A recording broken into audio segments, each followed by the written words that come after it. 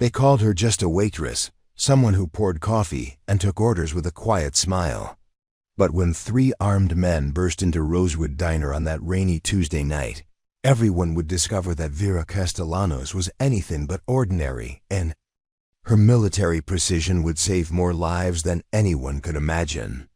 Before we jump back in, tell us where you're tuning in from, and if this story touches you, make sure you're subscribed, because tomorrow I've saved something extra special for you.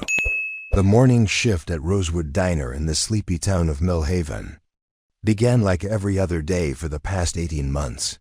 Steam rose from the industrial coffee makers, the grill sizzled with bacon and eggs, and the familiar clatter of dishes provided the soundtrack to another routine Tuesday in small town.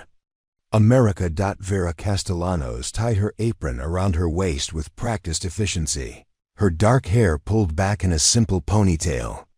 At 32, she had the kind of understated presence that made customers feel comfortable, friendly enough to earn decent tips, professional enough to handle the breakfast rush, but unremarkable enough that most people forgot her the moment they left. "Morning, Vera," called out Jasmine Rivers, the younger waitress who worked the counter section.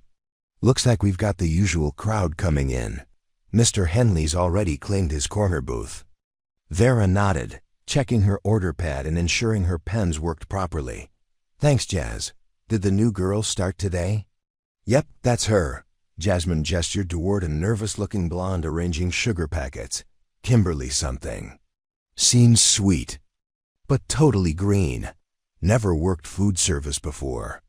The new waitress, Kimberly Walsh, looked up with wide eyes as the breakfast regulars began filtering in.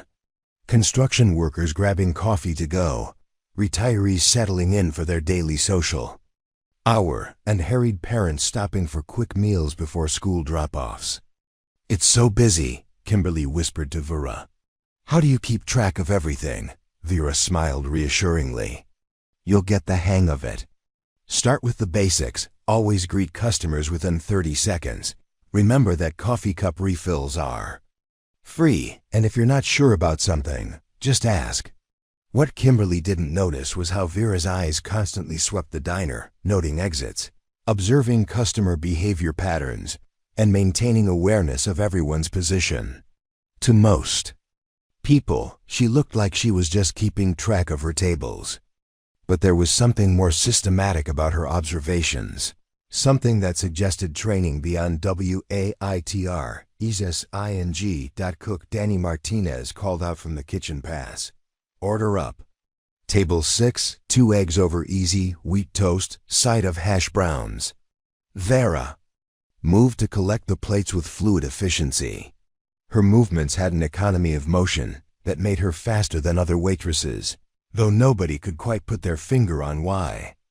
She never seemed hurried, never appeared to rush, yet she consistently served more tables with fewer mistakes than anyone else on staff.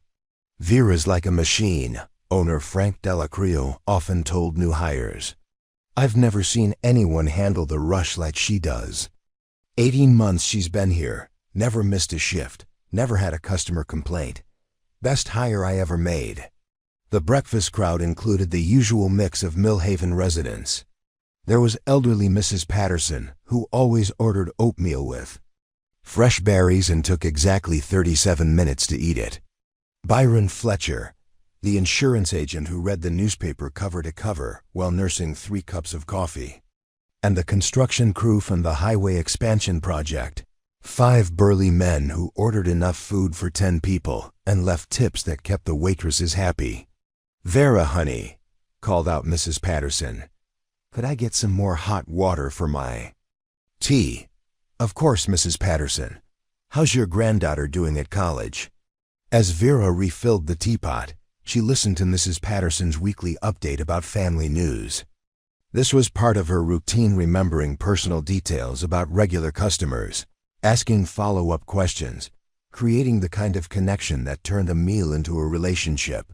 But while she chatted, part of Vera's attention remained on the diner's rhythm, the way the door chime sounded when new customers entered, the position of the cash register, and the line of sight to the kitchen. The fact that the back exit near the restrooms was usually propped open during morning prep. These weren't the observations of a typical waitress. They were the automatic assessments of someone trained to evaluate environments for tactical advantages and potential threats.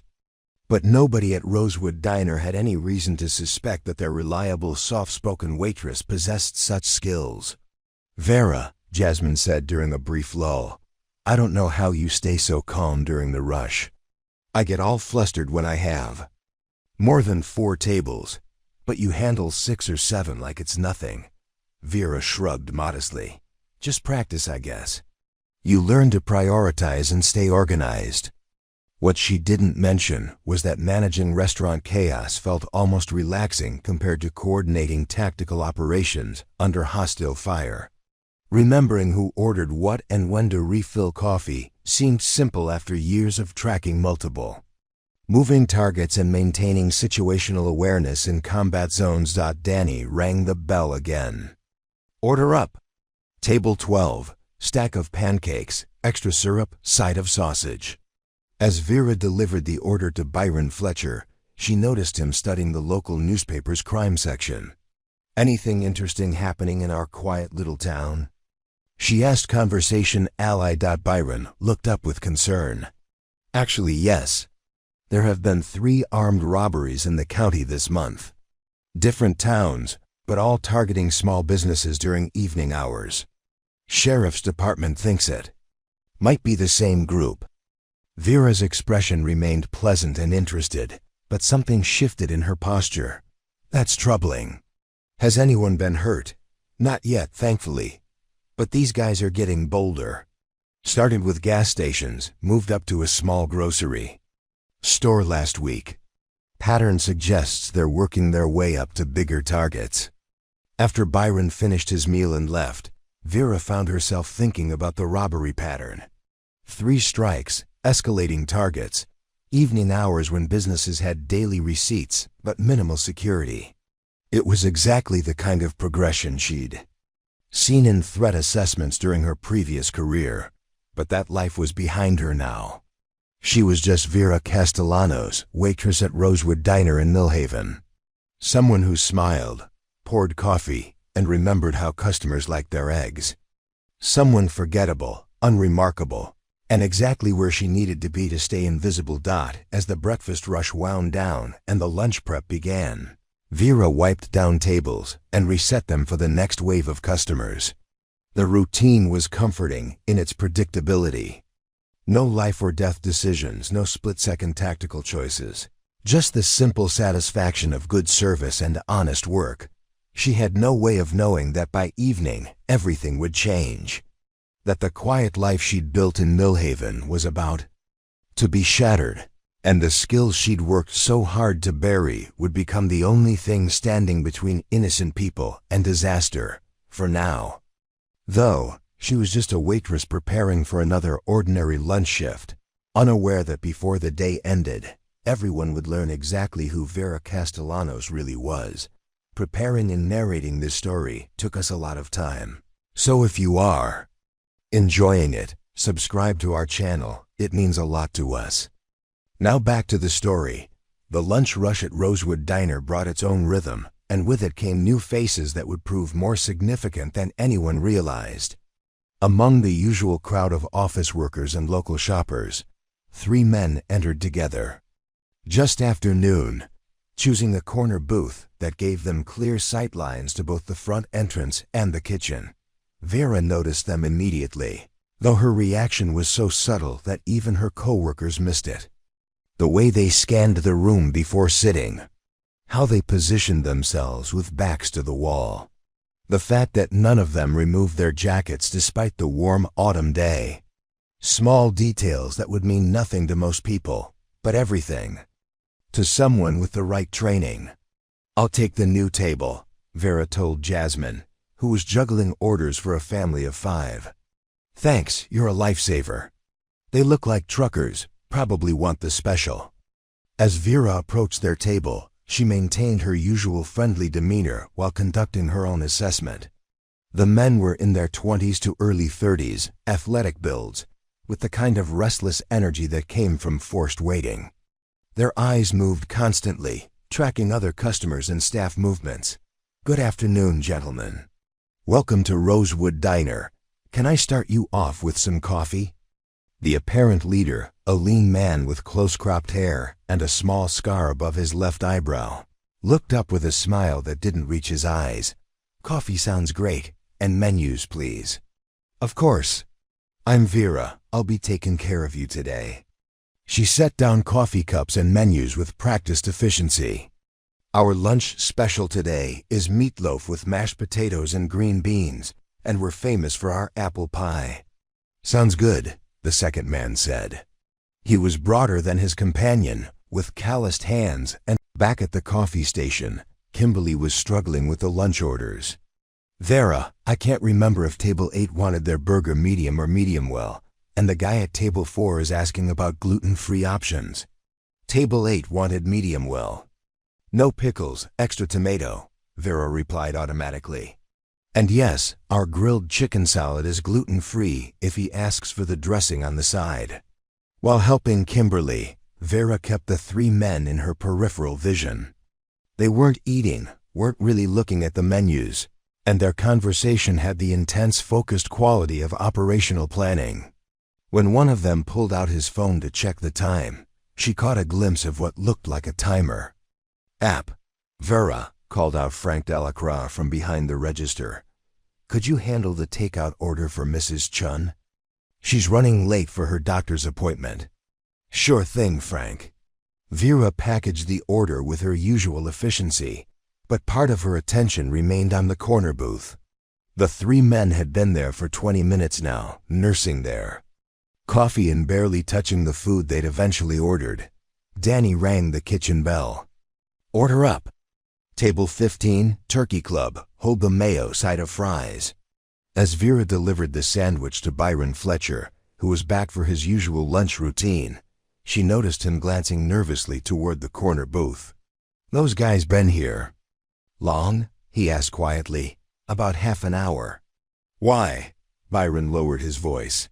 "Might be nothing, but one of them looks familiar. I process insurance claims, see a lot of police reports. I think I've seen his photo in connection with those robberies I mentioned this morning." Vera's blood went cold, but her expression remained neutral. "Are you sure?" "Not completely, but familiar enough that it's bothering me." Byron glanced around nervously. "Should we call someone?" "Let me handle it," Vera said calmly. "Finish your lunch. Everything's going to be fine." But as she walked away, Vera's mind was racing through tactical assessments. 3 suspects, unknown weapons status, civilian heavy environment with limited exits. If Byron was right, and these were the men responsible for the recent robberies, they weren't here for the meatloaf special. She moved to the coffee station and began refilling carafes, using the task as cover to observe the suspects more closely. The leader was checking his phone again, and this time she clearly saw it was a countdown timer. 12 minutes and 43 seconds remaining. The broad-shouldered man was scanning the diner with increasing frequency, his attention lingering on the cash register and the door to Frank's office where the daily receipts were stored. The third man, who had been quiet throughout their visit, was positioned to watch the kitchen and back exit. "Vera," Jasmine approached with concern, "is everything okay?" "You look tense." "Just tired," Vera replied, forcing a smile. "Long morning.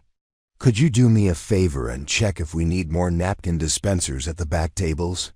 It was a made-up task, but it would move Jasmine away from the front of the diner.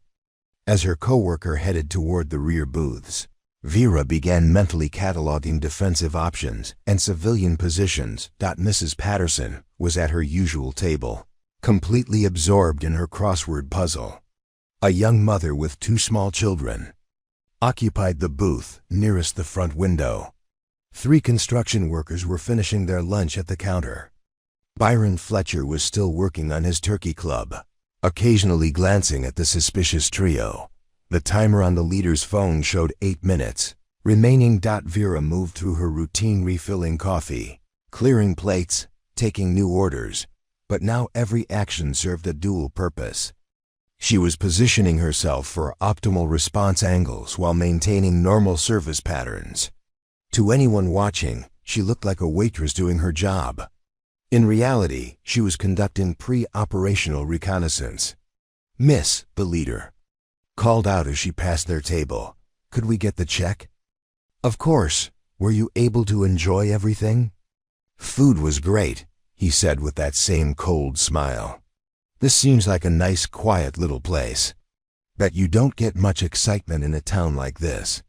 "That's exactly how we like it," Vera replied pleasantly, though every instinct was screaming warnings. "I'll get that check right to you." As she printed their bill, Vera noticed Frank counting the day's receipts at the register, completely unaware of the danger building in his diner. The timer on the leader's phone now showed 4 minutes and 37 seconds. Whatever these men were planning, it was about to happen. And when it did, everyone would discover that the quiet waitress who poured their coffee and remembered how they liked their eggs was anything but helpless. Vera Castellanos had spent 18 months building a peaceful life in Millhaven, serving food and staying invisible. But that life was about to end, because sometimes the past doesn't stay buried. Sometimes it emerges when innocent people need protection. The countdown continued, and Vera prepared for a confrontation that would reveal exactly who she really was. The timer on the leader's phone reached 2 minutes when everything started to go wrong, but not in the way anyone expected. A middle-aged man in a business suit burst through the front door of Rosewood Diner, his face flushed and his breathing labored. He clutched his chest and stumbled toward the nearest booth, knocking over a chair in the process. "Help," he gasped, his voice barely audible over the clatter of dishes. "Can single quotes breathe?" The diner erupted into controlled chaos. Customers turned in their seats, several people stood up, and Kimberly dropped a coffee pot with a crash that sent ceramic shards across the floor. "Someone call 911, shouted Mrs. Patterson, her crossword puzzle forgotten. But before anyone else could move, Vera was already there. She reached the collapsing man in 4 swift strides, her movement so fluid and purposeful that it seemed choreographed. Without hesitation, she guided him to the floor, positioning him on his back with a precision that spoke of extensive medical training. "Sir, I need you to focus on my voice," she said, her tone completely transformed from the soft waitress demeanor. Everyone knew this voice carried authority, confidence, and the kind of calm that could cut through panic. "What's your name?" "Robert." "Robert Hendricks," the man wheezed. Vera's hands moved over his body with practiced efficiency, checking pulse points and respiratory function. "Robert, I'm going to help you. Do you have any heart medication with you? Nitroglycerin? Aspirin? Jacket?" "Pocket," he managed, while everyone else stood frozen. Vera retrieved a small bottle of nitroglycerin tablets from his jacket. She checked the label, shook out 1 tablet, and placed it under his tongue with the confident movements of someone who had done this many times before.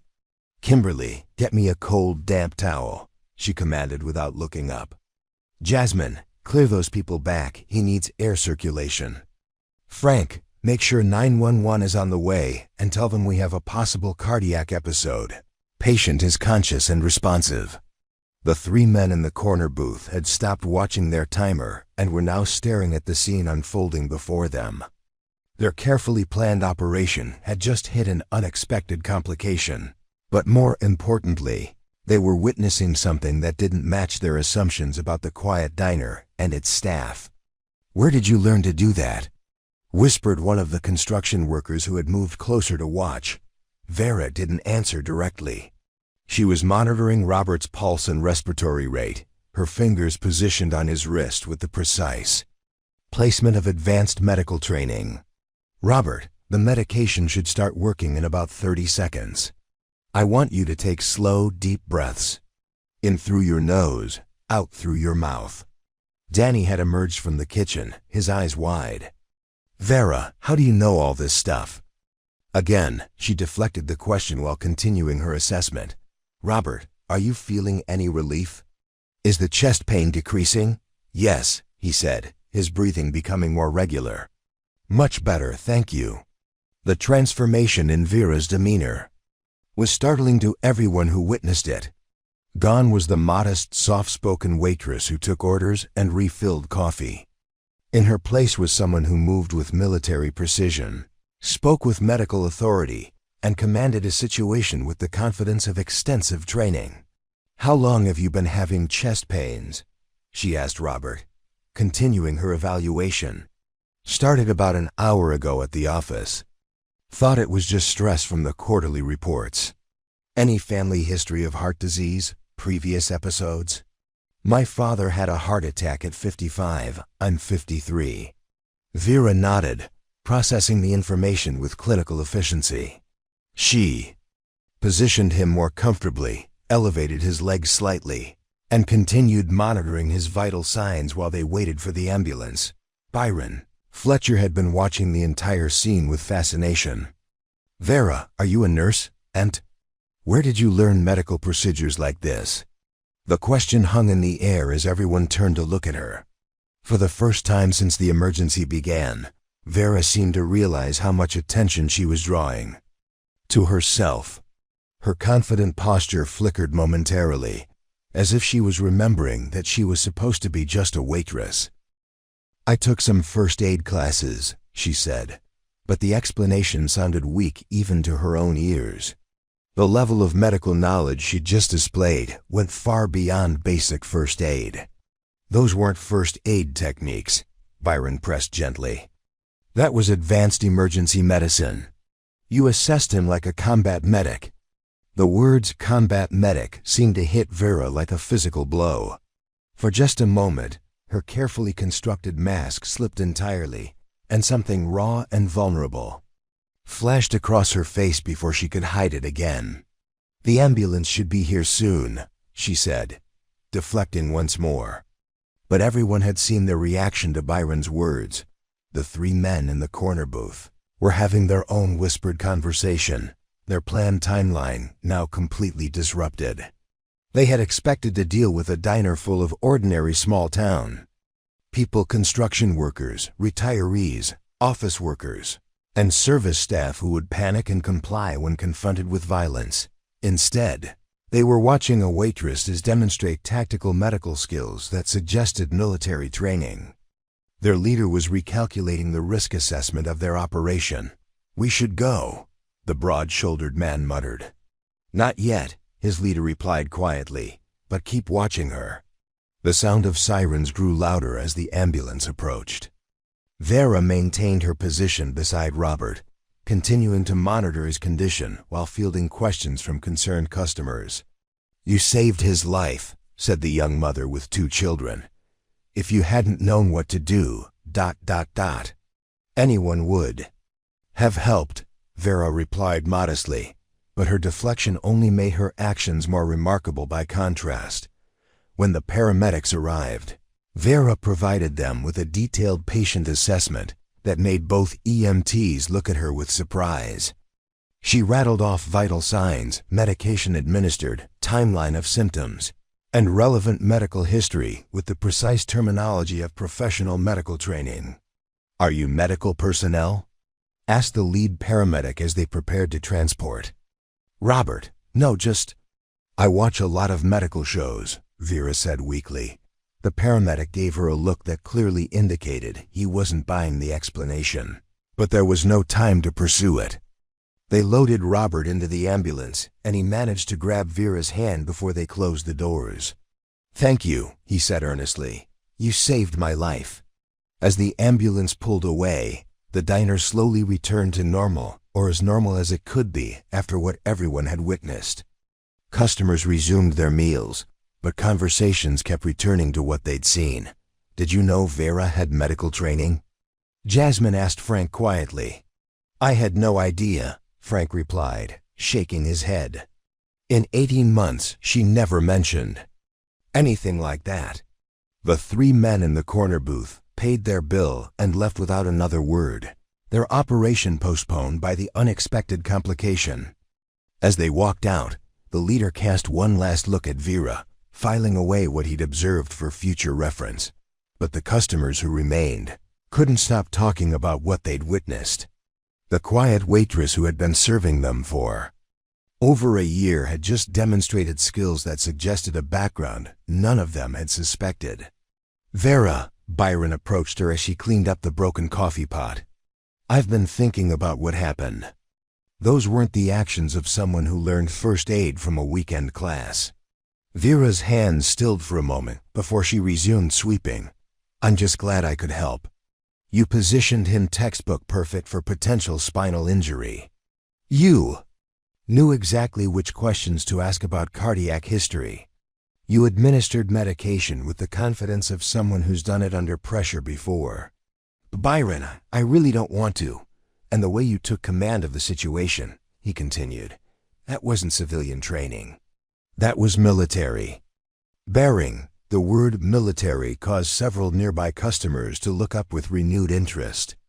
Vera realized that her moment of crisis response had shattered the careful anonymity she'd maintained for 18 months. "I need to get back to work," she said quietly, but everyone could see that something fundamental had changed. The questions would only multiply from here, and the comfortable invisibility she'd built in Millhaven was beginning to crumble. As the afternoon wore on, Vera found herself the subject of curious glances and whispered speculation. Her secret was still safe, but the foundation of her cover story had developed serious cracks, and somewhere in town, 3 dangerous men were revising their plans, taking into account that the quiet diner they'd targeted might not be as defenseless as they'd assumed. The news about Robert Hendrick's medical emergency spread through Millhaven like wildfire. By the next morning, everyone at Rosewood Diner knew that their unassuming waitress had potentially saved a man's life, and the questions were becoming impossible to ignore. Vera arrived for her Wednesday shift hoping the attention would die down, but she found herself facing increased scrutiny from both customers and co-workers. The comfortable anonymity she'd cultivated was evaporating with each curious glance and probing question. "Morning, Vera," Jasmine greeted her with obvious excitement. "Did you hear? Robert Hendricks called Frank this morning. The doctors said if you hadn't administered that medication and kept him stable, he might not have made it to the hospital." "I'm glad he's okay," Vera replied, tying her apron with hands that were steadier than her voice. "Is the coffee ready?" "Already made." "But Vera, seriously, where did you learn to do what you did yesterday? That wasn't basic first aid." Before Vera could deflect again, Frank approached with a newspaper in his hand. "Vera, you need to see this. You made the local paper." Her stomach dropped as she read the headline, "Local Waitress Saves Customer's Life with Expert Medical Care." The article, written by eager reporter Tommy Mitchell, detailed yesterday's events and included speculation about Vera's possible medical background. "They interviewed some of the customers who were here," Frank continued. "Byron Fletcher is quoted saying you demonstrated military-level emergency response training. The reporter tried to reach you for comment." "I hope you didn't give him my information," Vera said quickly. "Of course not. But he's persistent. Says he wants to do a follow-up story about everyday heroes." The morning rush brought its own complications. Regular customers who had previously barely noticed Vera now studied her with obvious curiosity. Mrs. Patterson abandoned her usual crossword puzzle to engage in extended conversation. "Vera, dear," Mrs. Patterson said during her 3rd cup of tea, "I've been thinking about yesterday. My late husband was a Navy corpsman, and he used to tell me about battlefield medicine. What you did, the way you positioned that poor man, the questions you asked, that's exactly how Harold described trauma protocols." Vera refilled Mrs. Patterson's cup with careful precision. "I just tried to help." "Oh, you did much more than that. Harold always said there's a difference between someone who knows first aid and someone who's been trained for combat medicine.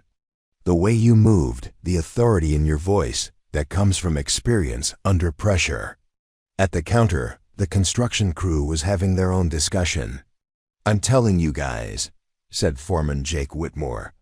"I was in the Army for 6 years. What that woman did yesterday wasn't civilian training. She assessed, prioritized, and executed like someone with advanced medical combat training." His teammate nodded in agreement. "Plus, did you see how she commanded the scene? Natural leadership under pressure. That's not something you learn from." Weekend first aid classes. Vera could hear every word as she prepared their usual orders, but she kept her expression neutral and focused on her work. The problem was that her work itself was becoming evidence of her hidden background. When the lunch rush began, Vera found herself unconsciously demonstrating skills that didn't match her supposed background. A customer accidentally knocked over a full water glass, and Vera's reaction was instantaneous. She caught the glass before it hit the floor and prevented the spill entirely. Her reflexes faster than anyone expected. "Wow," laughed the customer. "Where did those reflexes come from?" Later, when Danny called out that they were running low on coffee supplies, Vera automatically calculated inventory needs, supply timelines, and cost optimization in her head before catching herself. To most people, it would seem like good math skills, but to anyone with logistics training, it revealed systematic thinking patterns. The afternoon brought Byron Fletcher back for lunch, and this time he came with questions. As an insurance investigator, he was trained to notice inconsistencies, and Vera's story was full of them. "Vera," he said when she brought his sandwich, "I've been doing some thinking. Yesterday you mentioned taking first aid classes, but I've been in this business long enough to know the difference between civilian first aid and advanced medical training. Byron, I really don't. For instance," he continued gently, "when you checked Robert's pulse, you used a 2-finger technique on his radial artery, while simultaneously assessing respiratory rate. That's advanced assessment protocol. And the way you elevated his legs while maintaining spinal alignment, that's trauma medicine." Vera's pen paused over her order pad. "You're reading too much into it." "Am I? Because I also noticed something else. When you commanded the scene yesterday, people instinctively obeyed. That's not just confidence, that's learned authority, military bearing." The conversation was interrupted by commotion near the front of the diner. 2 men in suits had entered and were speaking quietly with Frank at the register. One of them kept glancing in Vera's direction. "Miss Castellanos?" One of the men approached her table. "I'm Detective Harrison Walsh with the county sheriff's department. Could we have a word?" Vera's training kicked in automatically. She assessed both men, noted their positions relative to exits, and calculated response options while maintaining a calm exterior. "Of course, Detective. Is this about yesterday?" "In a way. We're investigating the recent string of armed robberies in the area, and we understand you had some unusual customers yesterday around the time of the medical emergency." Byron's head snapped up. "You mean those 3 men in the corner booth? I thought one of them looked familiar." "We'd like to get your observations," Detective Walsh continued.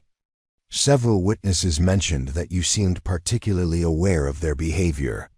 The trap was closing around Vera's carefully constructed identity.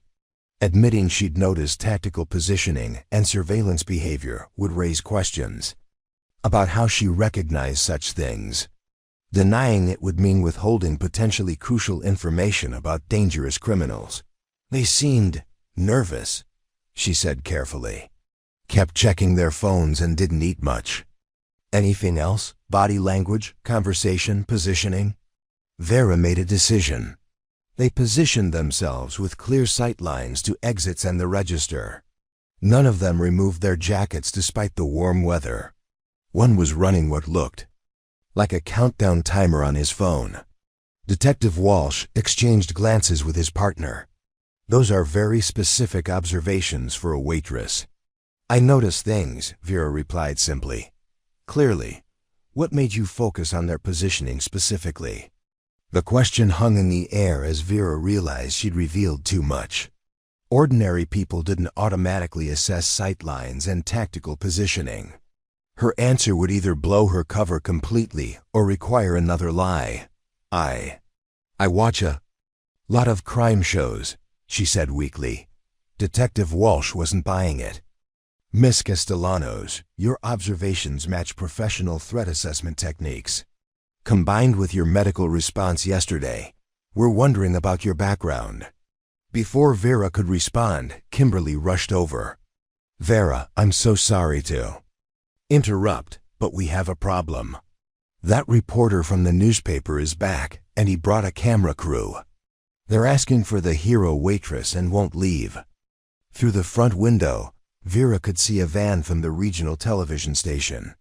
Her 18 months of anonymity were crumbling rapidly, and each revelation was leading to more dangerous questions. Detective, she said quietly, could we continue this conversation later? I need to handle this situation. Of course, but Miss Castellanos, we will need to talk. Your observations could be crucial to preventing another robbery. As the detective left, Byron leaned forward. Vera, what? Aren't you telling us? Yesterday's medical skills, today's tactical awareness, that's not coincidence. I just want to do my job, Vera said, but her voice lacked conviction. Your job is what? Byron pressed gently. Because I'm starting to think waitressing isn't your primary skill set. Outside, the news crew was setting up equipment. Inside, customers were whispering and pointing. The careful invisible life Vera had built was dissolving, and she could feel the walls closing in. Frank approached with concern written across his face. Vera, I've got a TV reporter asking about your heroic background and whether you have military training. What should I tell them? The question everyone was asking was becoming impossible to avoid. Soon, she would have to choose between maintaining her cover and protecting the people who had unknowingly become part of her life. And somewhere in Millhaven, 3 dangerous men were watching the news coverage and realizing that they're failed. Target wasn't the soft, defenseless location they'd assumed. The television interview request forced Vera to make her first major tactical retreat in 18 months. She slipped out the back exit of Rosewood Diner while Frank handled the news crew, but her absence only fueled more speculation among the staff and remaining customers. She just vanished, Kimberly told Jasmine in hushed tones. 1 minute she was here, next minute gone. That's not normal behavior for someone who just wants privacy. Maybe she's just shy about the attention, Jasmine replied, but doubt crept into her voice. Though you're right, it's weird how she can just disappear like that. What they didn't know was that Vera had used the loading dock exit, moved through the alley system behind Main Street, and was currently observing the diner from a coffee shop 3 blocks away. Her ability to vanish and maintain surveillance wasn't accidental. It was the result of years of training in evasion and reconnaissance. Meanwhile, Byron Fletcher had decided to conduct his own investigation. As an insurance investigator, he had access to databases and resources that regular citizens didn't, and Vera Castellanos was becoming a fascinating puzzle he couldn't resist solving. Let me run a background check, he muttered to himself, settling into his home office that evening. Everyone leaves a digital trail somewhere. His initial searches yielded the same basic results that would satisfy most employers: Social Security, verification, credit history, previous addresses. But Byron dug deeper, and that's where things became interesting. Vera Castellanos had supposedly lived in Phoenix before coming to Millhaven, but when Byron cross-referenced addresses with utility companies, employment records, and voter registration, the timeline didn't match. According to official records, she'd lived at 3 different Phoenix addresses simultaneously, which was impossible. Employment history, he typed into his database. The records showed she'd worked at 2 different restaurants in Phoenix, but when he called the establishments, both managers gave identical descriptions that sounded rehearsed. More troubling, one of the restaurants had been closed for renovations during the entire period. She'd supposedly worked there. Byron leaned back in his chair, processing what he'd discovered. Vera Castellanos wasn't just someone with an unusual skill set, she was someone with a fabricated identity. At the sheriff's department, Detective Walsh was conducting his own investigation, though from a different angle. The three suspicious men from the diner had been identified through security cameras at their previous robbery locations, and their pattern was becoming clear. "They're escalating," Detective Walsh told his partner, Detective Celia Rodriguez, as they reviewed case files. "Started with gas stations, moved to the grocery store, and yesterday they were casing Rosewood Diner, but something spooked them." "The medical emergency?" "Maybe. But I keep thinking about that waitress Vera Castellanos. Her observations were too precise, too professional. She spotted tactical positioning, surveillance behavior, operational timing. That's not civilian awareness." Detective Rodriguez pulled up Vera's basic information on her computer. "Clean record, standard background. Moved here from Arizona 18 months ago. Run a deeper check. I want to know if Vera Castellanos existed before she came to Millhaven." While the official investigation proceeded, word of the mystery waitress was spreading through Millhaven's tight-knit community. At Morningside Medical Center, Dr. Elizabeth Garrett was discussing the case with her colleagues. "I reviewed Robert Hendrick's medical records," Dr. Garrett told the nursing staff during their shift change. "The care he received before arrival was textbook perfect. Whoever treated him knew advanced cardiac protocols and trauma stabilization." Nurse practitioner James Durant nodded in agreement. The paramedic said the same thing. This waitress provided a complete assessment using proper medical terminology. "That's not first aid, that's clinical training." "Any idea who she is?" asked another nurse. "That's the interesting part," Dr. Garrett replied. "I called Frank at the diner to see if she'd be interested in medical work here. He said she's never mentioned any healthcare background, and now she's avoiding all the media attention." The medical team's conversation was interrupted by Robert Hendricks himself, who'd returned to thank his caregivers. "I'm looking for information about the woman who helped me," Robert told Dr. Garrett. "Vera, I think her name was. I want to properly thank her. She works at Rosewood Diner, but apparently she's been avoiding attention since the incident." Robert frowned. "That's strange. Most people would welcome recognition for saving someone's life. Why would she hide from it?" The question was troubling Dr. Garrett as well. In her experience, people with legitimate medical training were proud of their skills and willing to discuss their background. Vera's behavior suggested someone who couldn't afford scrutiny. Back at the diner, Frank was dealing with his own concerns. The news coverage had brought unexpected business, but it had also raised questions he couldn't answer about his most reliable employee. "Frank," asked regular customer Mrs. Patterson, "how long did you say Vera had been working here?" 18 months. Started in March of last year." "And you never knew about her medical training?" Frank shook his head. "Never came up in the interview. She had restaurant experience and good references. That's all I needed." "Didn't you find it odd that someone with advanced medical skills would work as a waitress?" The question hung in the air because Frank was starting to find it odd. Looking back, there had been signs he'd missed. Vera never called in sick, never. Seemed rattled by difficult customers, and had an uncanny ability to diffuse tense situations. He'd attributed it to professionalism, but now he wondered if it was something else entirely. At the county library, investigative reporter Tommy Mitchell was pursuing his own angle. The hero waitress story had gotten strong reader response, and his editor wanted a follow-up piece about her background. "Let me check newspaper archives," Tommy muttered, scrolling through digital records from Phoenix newspapers. If she had medical training, there might be mention of it. His search yielded nothing under Vera Castellanos, so he expanded it to include variations of the name and similar stories about medical professionals. Still nothing. It was as if Vera Castellanos had materialized in Millhaven without any previous existence. Tommy tried a different approach, searching for women with medical or military backgrounds who'd gone missing or changed identities. The results were mostly missing persons cases, but one article caught his attention. Military medic disappears after classified mission goes wrong.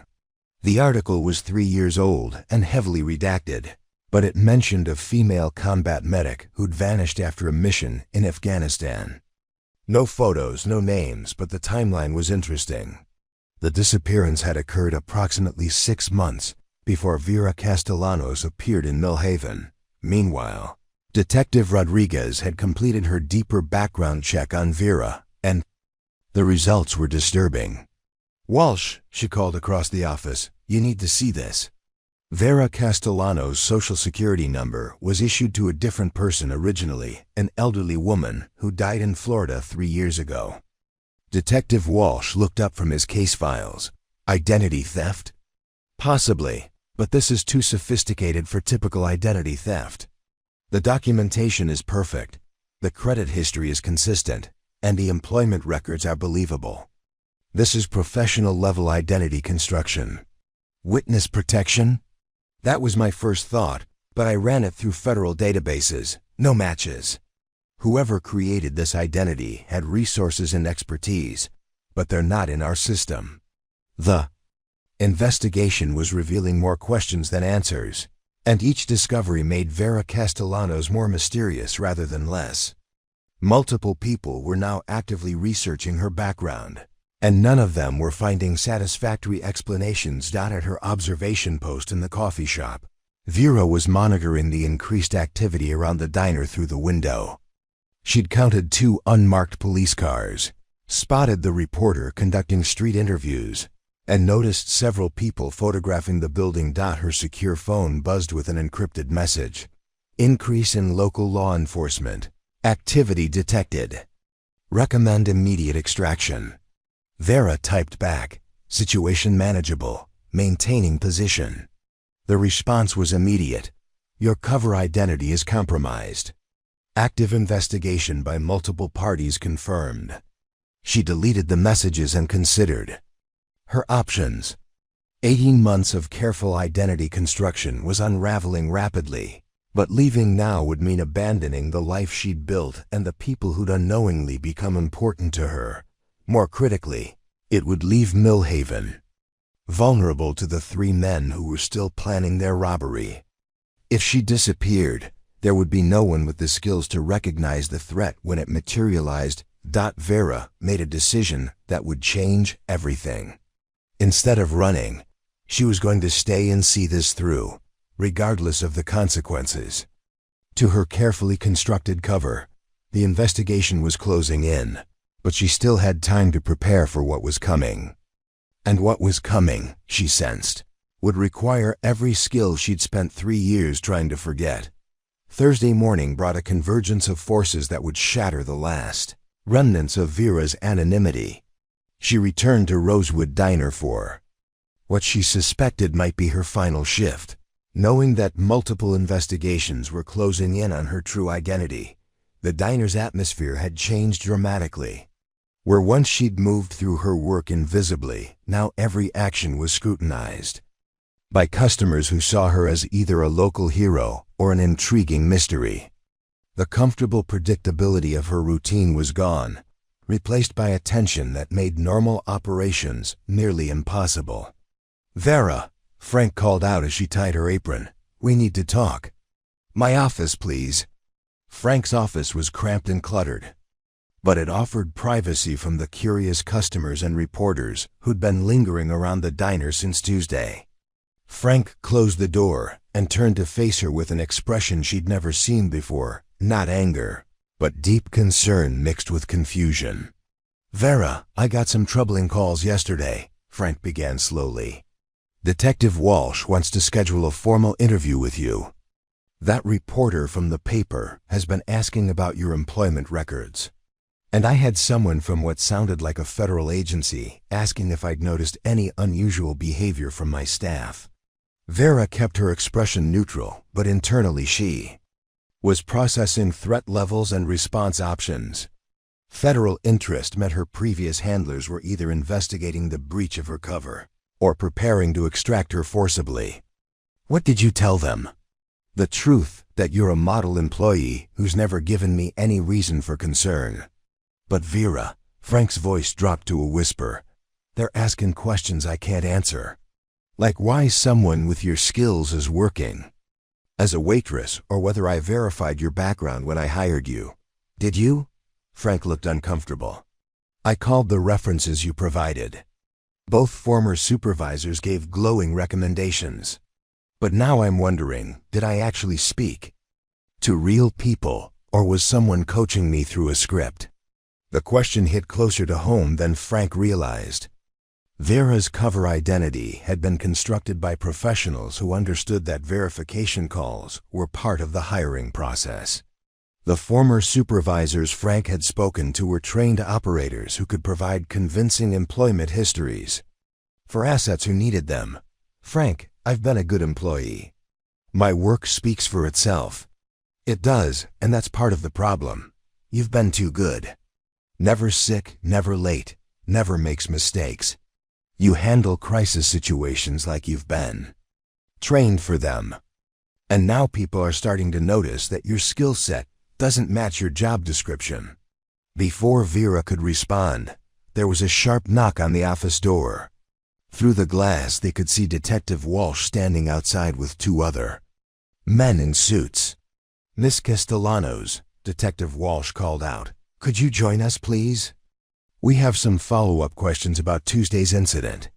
Vera opened the door to find herself facing not just Detective Walsh, but also a federal agent whose credentials identified him as Special Agent Michael Torres from the Department of Homeland Security, and a man in an expensive suit who didn't show any identification at all. Miss Castellanos, Agent Torres began, we'd like to discuss some inconsistencies we've discovered regarding your background. Would you prefer to have this conversation here or at our office? The phrasing wasn't really offering a choice. Vera understood that refusing would only escalate the situation and potentially endanger Frank and the other diner staff. Here is fine, she said calmly. Frank's office should give us privacy. The four of them crowded into the small office while Frank retreated to the main dining area, though Vera could see him hovering near the coffee station, clearly worried about what was happening. Miss Castellanos, the unnamed man began, consulting a tablet that displayed what looked like classified information. We've been investigating your background in connection with the robbery suspects you observed. What we've found is ... interesting. He turned the tablet toward her, showing a series of documents that made her blood run cold. Her false identity hadn't just been discovered. It had been completely deconstructed. Birth certificates, employment records, even the utility bills from her supposed Phoenix addresses were displayed alongside red text marking them as fraudulent. Vera Castellanos didn't exist before 18 months ago, Agent Torres continued. The social security number belongs to a deceased person. The employment history is fabricated, and the references are all untraceable. This level of identity construction suggests either criminal activity or government involvement. Detective Walsh leaned forward. We need to know who you really are and why you're in Millhaven. The robbery suspects you identified are part of a larger criminal organization, and your involvement in disrupting their operation makes you either a target or an asset. Vera maintained her composure, but her mind was racing through contingency plans. The federal presence suggested her former handlers were involved, which meant extraction was imminent whether she cooperated or not. I understand your concerns, she said carefully, but I'm not sure how I can help you. I've been honest about what I observed. The unnamed man smiled coldly. Miss Castellanos, or whoever you are, we know you've had professional training in threat assessment, combat medicine, and tactical operations. The question is whether you acquired those skills as an asset or a liability. Before Vera could respond, commotion erupted in the main dining area. Through the office window, they could see Byron Fletcher arguing with someone at the front door. The conversation was heated, and Byron was clearly trying to prevent the person from entering. "Excuse me," Detective Walsh said, stepping out to investigate. Through the door, they could hear Byron's voice. "I don't care what credentials you have. She's in a meeting with law enforcement. You can't just barge in here." "Mr. Fletcher," came an unfamiliar voice. "We have federal authority. Please step aside." Agent Torres and the unnamed man exchanged glances. "That's not one of ours," Torres muttered. The office door opened again, and Detective Walsh returned with 2 more federal agents, these from a different agency entirely, based on their credentials and bearing. "Agent Torres," the lead newcomer said, "we need to speak with your subject immediately. This is a matter of national security. She's in our custody for questioning about a local criminal matter. No longer, we're assuming jurisdiction." Vera found herself at the center of a federal turf war, with multiple agencies claiming authority over her case. The situation was spiraling beyond anyone's control, and she realized that her secret was about to be exposed not through careful investigation, but through bureaucratic conflict. "Gentlemen," she said quietly, and something in her tone made everyone turn to look at her. "Perhaps we should step outside before this becomes a public spectacle." Through the office window, she could see the diner filled with customers who were openly staring at the law enforcement presence. Frank looked terrified. Jasmine and Kimberly were huddled together, whispering, and Byron Fletcher was positioned near the front door like he was standing guard. "Miss Castellanos," the unnamed man said, I think it's time you told us exactly who are." But before Vera could respond, her secure phone buzzed with an emergency alert. "Immediate extraction required. Assets compromised. Hostile surveillance detected." The message meant that her former handlers had detected the federal investigation and were moving to retrieve her before she could be compromised further. But it also meant that everything she'd built in Millhaven was about to be destroyed. "I need 5 minutes," she said to the assembled agents. "There are people here who deserve an explanation before this goes any further." "No," the lead federal agent replied. "We're leaving now." That's when Vera made a decision that surprised everyone, including herself. Instead of complying with either the local authorities or the federal agents, she stood up and walked toward the office door. "Miss Castellanos, stop," Agent Torres commanded. She paused at the door and turned back to face them. "Gentlemen, I've spent 18 months being exactly who Millhaven needed me to be. Before you tear that apart, let me have one honest conversation with people who've earned it." Without waiting for permission, she opened the door and stepped into the main dining area, where Frank, Jasmine, Kimberly, and Byron were waiting with obvious concern. The federal agents followed her out, creating a scene that would be talked about in Millhaven for years to come. But Vera no longer cared about maintaining her cover. The time for secrets was ending, whether she was ready or not. "Frank," she said quietly, "I owe you an explanation." The entire diner fell silent as everyone, customers, staff, and federal agents waited to hear what Vera Castellanos would finally reveal about herself. The moment Vera opened her mouth to speak, chaos erupted outside Rosewood Diner. The distinctive sound of screeching tires and shouting voices cut through the tense silence, immediately shifting everyone's attention from the federal standoff to the parking lot. Through the front windows, they could see 3 men in dark clothing advancing toward the diner's entrance. The same 3 men who had cased the restaurant 2 days earlier, but now they moved with deadly purpose, their hands reaching inside their jackets. "Everyone get down!" Vera shouted, her voice carrying the unmistakable authority of someone accustomed to life-or-death situations. Armed suspects approaching the building. The transformation was instantaneous. Gone was the apologetic waitress who had been preparing to explain herself to confused federal agents. In her place stood someone who moved with military precision, assessing the tactical situation and taking immediate command. "Agent Torres," she barked while grabbing Kimberly and pulling her behind the counter. "How many rounds do you carry?" "Standard service load, but how did you—" "Not now." "The robbery crew we discussed is moving to attack. They've accelerated their timeline because of all the federal attention." Detective Walsh was already reaching for his radio when the front door exploded inward.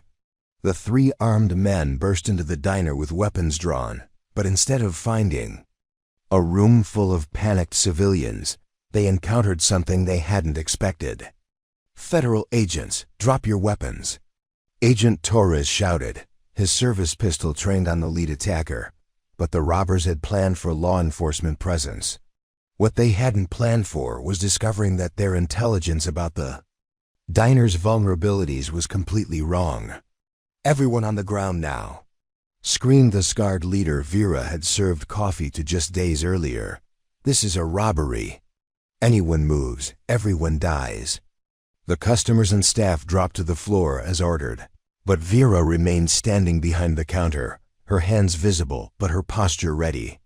She was calculating angles, distances, and tactical options while the federal agents tried to establish control. "You 3, drop your weapons and surrender." Detective Walsh commanded from his position near the office door. The lead robber's response was to fire a warning shot into the ceiling, sending plaster raining down on the terrified customers. "The next one goes into a civilian. Back off." "Mrs. Patterson whimpered from her position on the floor near the front window. The young mother with 2 children was crying silently, trying to shield her kids with her body. Byron Fletcher was pressed against the floor near the counter, his face pale with terror. "We want the register, the safe, and everyone's wallets," the broad-shouldered robber announced. "Nobody has to die if you all cooperate." But the 3rd robber, the quiet one who had watched the exits during their reconnaissance, was scanning the room with increasing agitation. "Something's wrong," he told his companions. "Too many cops." This was supposed to be a soft target. "Shut up and watch the door," the leader snapped. "Get the money, and we're gone." That's when Vera made her assessment. 3 armed suspects, multiple civilians in danger, federal agents positioned, but unable to act without risking innocent lives. The robbers were nervous, which made them more dangerous, not less. "Frank," she said quietly, her voice somehow carrying to the diner owner who was crouched behind a booth. "Where do you keep the safe key?" "Office desk, top drawer," Frank whispered back. "Agent Torres," Vera continued in the same calm tone. "The leader is left-handed, but carrying his weapon in his right hand. He's not comfortable with that grip. The big one is watching you, but he's ignoring the kitchen entrance. The 3rd one is focused on exits. He's their escape coordinator." "Agent." Torres stared at her in amazement. Even in this crisis situation, she was conducting a professional tactical assessment and sharing intelligence like a trained operator. "Who the hell are you?" he whispered before Vera could answer. The situation escalated further. The lead robber had noticed the whispered conversation and was becoming increasingly agitated. "You," he pointed his weapon directly at Vera, the waitress. "Get over here and open that register."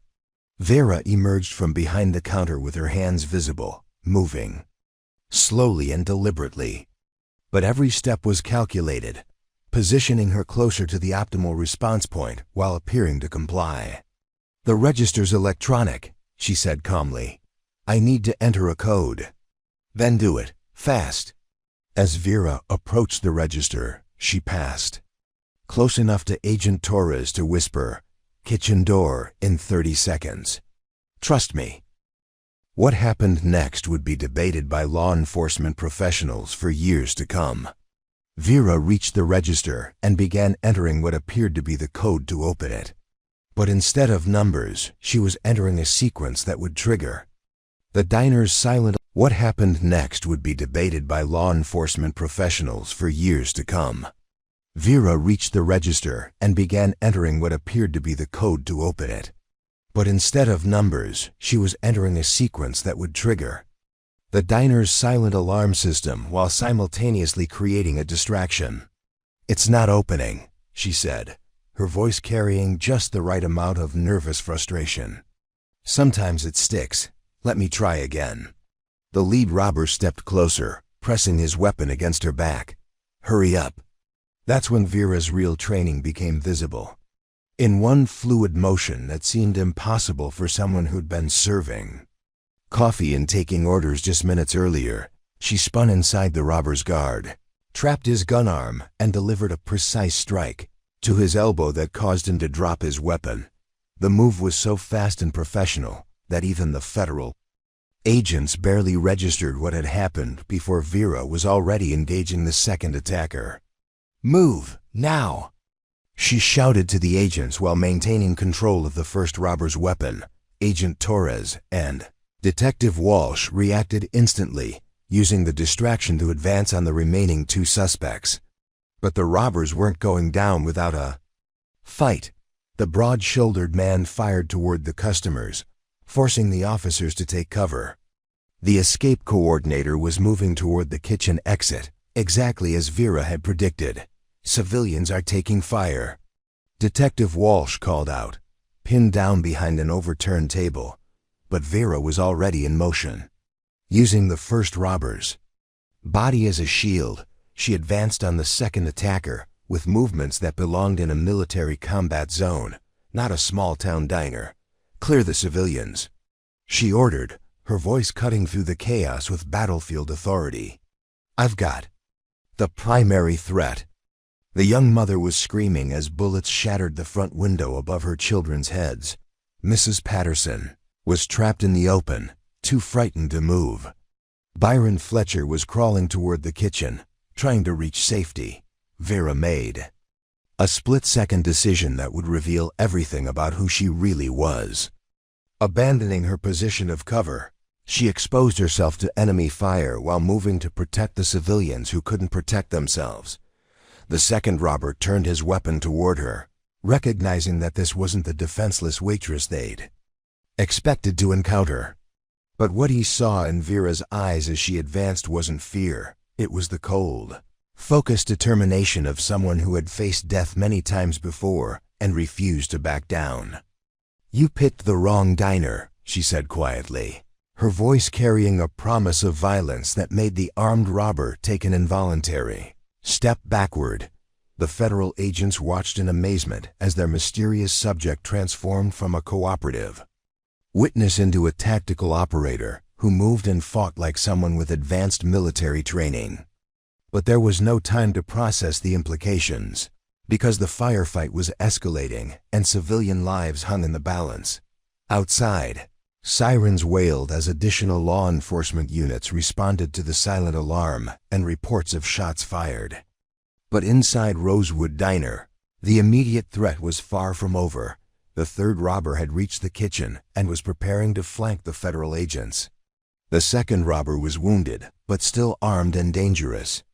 And somewhere in the chaos, Vera Castellanos was proving that she was far more than anyone had imagined.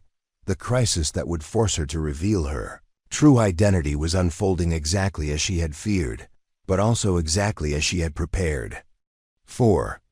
After 18 months of hiding her capabilities, the moment had arrived when those skills would mean the difference between life and death for innocent people. The question was no longer who Vera really was. The question was whether her training would be enough to save everyone before the shooting stopped. The firefight in Rosewood Diner had reached a critical moment. Vera found herself facing an impossible choice that would define not only the outcome of the crisis, but the rest of her life. She could maintain tactical cover and let the federal agents handle the situation by the book, or she could fully reveal her capabilities and guarantee the safety of every innocent person in the building. The decision crystallized when she saw the third robber emerging from the kitchen with a clear shot at Mrs. Patterson, who was still frozen in terror near the front window. The elderly woman was completely exposed, And neither Agent Torres nor Detective Walsh had an angle to protect her without leaving their own cover. Federal agents, cease fire. The lead robber shouted from his position on the floor where Vera had disabled him. One of my men has a clear shot at the old lady. Back off or she dies. Through the shattered front window, Vera could see additional police units arriving, but they were still minutes away from establishing a perimeter. Inside the diner, time was measured in heartbeats, and Mrs. Patterson had very few left. Agent Torres was pressed against an overturned table, his weapon trained toward the kitchen where the third robber was positioned. Subject, surrender now. You're surrounded. Not yet, we're not, came the reply from the kitchen, but that changes in about 10 seconds. Vera realized that the robbers had planned for a law enforcement response, but they'd also prepared an exit strategy that involved eliminating witnesses. This wasn't just a robbery anymore, it was about to become a massacre. The moment of choice arrived when the broad-shouldered robber, despite his wound, raised his weapon toward the young mother and her children. His message was clear: cooperate with our demands or watch innocent people die. Agent Torres, Vera said quietly, her voice cutting through the chaos with absolute calm. I need you to trust me for the next 60 seconds. What are you planning? Something that's going to answer every question you've had about my background. Without waiting for permission, Vera made a decision that would end her 18 months of carefully constructed anonymity forever.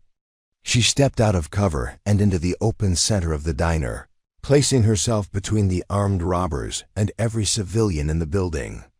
Gentlemen, she said, addressing the robbers in a voice that carried none of the soft deference they'd heard when she'd served them coffee.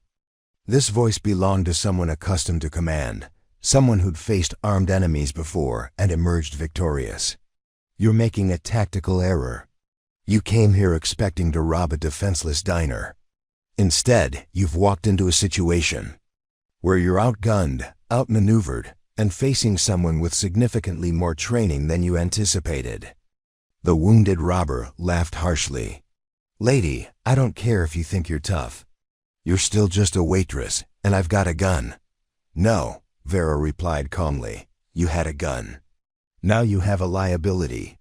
What happened next seemed to unfold in slow motion for everyone watching. Vera moved with a precision and speed that belonged in a special operations manual, not a small-town diner. She closed the distance to the wounded robber before he could react, disarmed him with a technique that left his wrist broken, and acquired his weapon in a single fluid motion. But it was what she did next that truly revealed her identity. Instead of taking cover or waiting for backup, she advanced toward the kitchen where the third robber was positioned, moving with the calculated aggression of someone who'd cleared hostile buildings professionally. Kitchen subject, she called out, her voice now carrying the unmistakable authority of military command. You have 3 seconds to surrender before I come in there and take you down. Agent Torres watched in amazement as the woman he'd been investigating transformed into what was clearly a highly trained tactical operator. Jesus Christ, he whispered, she's special forces. The third robber's response was to fire blindly through the kitchen doorway, but Vera had anticipated this. She'd positioned herself at an angle that used the diner's layout to her advantage, approaching from a direction he couldn't cover while maintaining protection for the civilians. Frank, she called out without taking her eyes off the kitchen. Entrance. Is there a second exit from your kitchen? Back door to the alley, Frank replied from his position behind the booth. Lock it down, now. Frank crawled toward the kitchen on his hands and knees, following Vera's instructions without question. Something in her tone made it clear that she knew exactly what she was doing, and that following her orders was the best chance they all had of surviving. The lead robber, still disabled on the floor, was staring at Vera with a mixture of pain and recognition. You're not a waitress, he gasped. Who the hell are you? Vera paused at the kitchen entrance, and for just a moment, her carefully maintained mask slipped completely. What the robbers and federal agents saw wasn't Vera Castellanos, the quiet diner employee who poured coffee and took orders. They saw someone who'd spent years in combat zones, someone who'd made life-and-death decisions under pressure, someone who'd accepted a false identity to escape a past that was too classified to officially. The revelation hit the room like a physical blow. Agent Torres lowered his weapon slightly, staring at her with new understanding. Detective Walsh's mouth fell open as pieces of the puzzle finally clicked into place. Even the wounded robber stopped, struggling, recognizing that he was facing someone far more dangerous than he'd anticipated. Captain Rodriguez was killed in action 3 years ago, Agent Torres said slowly. Captain Rodriguez chose to disappear, Elena corrected. There's a difference. But there was no time for explanations. The third robber was still positioned in the kitchen, and his silence was more ominous than his gunfire had been. Elena knew that quiet meant planning, and planning meant an imminent attempt to escape or escalate. Everyone stay down, she commanded, moving toward the kitchen with the fluid precision of someone who'd cleared hundreds of rooms during her military career. This ends now. As she approached the kitchen entrance, Elena caught sight of her reflection in the diner's coffee machine. For 18 months, she'd seen Vera Castellanos looking back at her, a woman who wanted nothing more than to serve food and live quietly. Now she saw Captain Elena Rodriguez, a soldier who'd never learned how to walk away from a fight when innocent lives were at stake. The choice between safety and duty had been made the moment she'd stepped into the line of fire. Everything that followed would be consequence, but she'd accepted those consequences the day she'd first put on a uniform. Behind her, Agent Torres was speaking rapidly into his radio, updating his superiors about the dramatic change in their situation. Detective Walsh was repositioning to provide support. Frank and the diner staff were following her instructions, trusting that the woman they'd known as Vera could protect them. But ahead of her, in the kitchen, a dangerous man was waiting with a weapon and nothing left to lose. The moment of truth had arrived, and Captain Elena Rodriguez was exactly where she belonged between evil and innocence, ready to pay whatever price was necessary to ensure that good people went home safely. The quiet waitress was gone forever. But the woman who'd replaced her was someone the robbers never should have challenged. The kitchen of Rosewood Diner became a battlefield where Captain Elena Rodriguez demonstrated exactly why she'd been classified as one of the military's most dangerous assets. What followed was a masterclass in close-quarters combat that left everyone watching federal agents, local police, and terrified civilians with a new understanding of what professional lethality looked like. Elena approached the kitchen entrance with movements that seemed almost choreographed in their precision. She wasn't rushing or hesitating. Instead, she moved with the calculated patience of someone who'd cleared hostile buildings in Afghanistan, Iraq, and places that didn't officially exist on any map. "Kitchen subject," she called out one final time. "This is your last opportunity to surrender. Throw out your weapon and show your hands." The response came in the form of rapid gunfire as the third robber emptied his clip through the doorway, hoping to hit her through suppressing fire. But Elena had anticipated this exact response, positioning herself at an angle that used the kitchen's commercial equipment as cover while giving her multiple approach vectors. "He's reloading," she announced to Agent Torres with clinical precision. Estimated 15 seconds to tactical advantage.